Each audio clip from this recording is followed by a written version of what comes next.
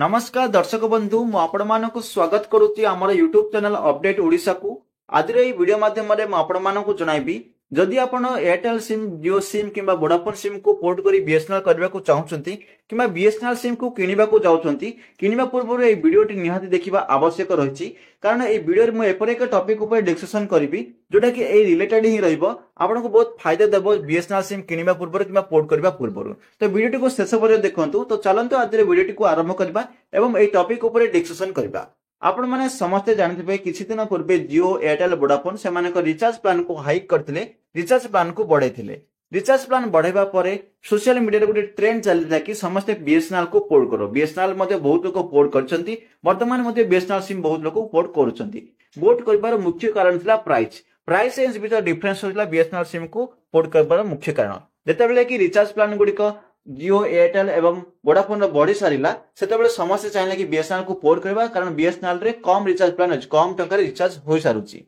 तो या made benefit थिला देखो जदि बीएसएनएल यूज करिवे तो आपण बाध्य सेविंग रहइबो एवं स्टूडेंट माने होची एपरे अनेक लोक अछंती जो माने कम बस रिचार्ज करंती तो सेमानक पई मध्ये बीएसएनएल गुटे सठिक कल चले देखो कि एथरे बेनिफिट भी थिला बेले किछि असुविधा भी रहिछि असुविधा गुडी को मध्ये आपण मानकु जणाउ देखो तो आपण जदि जियो रो 5G यूज करथिले जदि बीएसएनएल रो 5G देखिबा बहुत अंचल बीएसएनएल रो 5G लागू ही होई नै कंचले तो जदि सी 5G यूज करथला सी 3G यूज करि पारिबो कि या मते गोटे पॉइंट रहिछि जदि सी 3G यूज करि पारिबो सी बीएसएनएल को पोर्ट करले किछि भी असुविधा नाही जदि सी 3G यूज करि पारिबो नाही सी बीएसएनएल को पोर्ट करले किछि नै आपनको अंचल रो नेटवर्क ऊपर डिपेंड करछि जदि आपनको अंचल रे बीएसएनएल रो कोन नेटवर्क आसुछि 2G नेटवर्क आसुछि 3G नेटवर्क आसुछि 4G नेटवर्क आसुछि किबा 5G नेटवर्क आसुछि किबा किछि भी आसु नै ए ऊपर डिपेंड करछि जदि आपनको अंचल रे बीएसएनएल नेटवर्क आसु नै ताहले आपण पोर्ट करि किबा केनकि कोनोसी फायदा नै जदि 2G आसुछि जदि आपण 4G 5G सिम यूज करथले 5G नेटवर्क यूज करथले ताहले 2G आपण यूज करि परिबे नै जदि आपण मैनेज करि परिबे ताहले रिचार्ज करले भी किछि असुविधा नै पोर्ट करले भी किछि असुविधा नै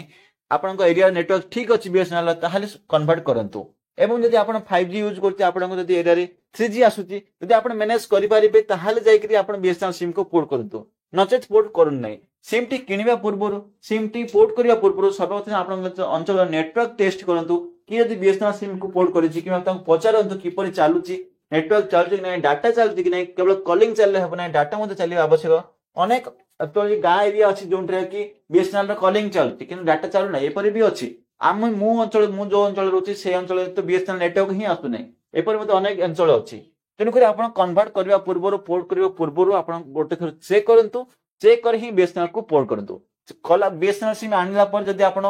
डाटा रे असुविधा हबो किबा चलै परिबनी आपण विरक्त हेबे ताहा सुनिश्चित बार फिर से पोर्ट करबा आपण माने तो किछि असुविधा एथरे आपण को सम्मुखीन हेबा को पड़िबो सुनिश्चित तेनु करी पोर्ट करबा पूर्व चेक करंतु एवं सिम आनंतु सोशल मीडिया रे ट्रेंड को जाई कि आपण माने फॉलो करिवे तो आपण माने सुनिश्चित असुविधार सम्मुखीन हेबे तो एहा हम आपण मानकु जणाइबार थिला तो चलंतु आज रे वीडियो एट रखिबा पुणी मिसबा आउटी वीडियो रे आउटी टॉपिक ने सेवन विदाय देंतु जदि आज रे वीडियो भल लागि थाए वीडियो को लाइक करंतु शेयर करंतु एवं आम चैनल को सब्सक्राइब कर रखंतु ताहले आगामी वीडियो नोटिफिकेशन टी आपन को पाखु सुनिश्चित मिल परिबो तो चलंतु आज रे वीडियो एट रखिबा पुणी मिसबा आउटी वीडियो रे आउटी टॉपिक ने सेवन विदाय देंतु जय हिंद वंदे मातरम।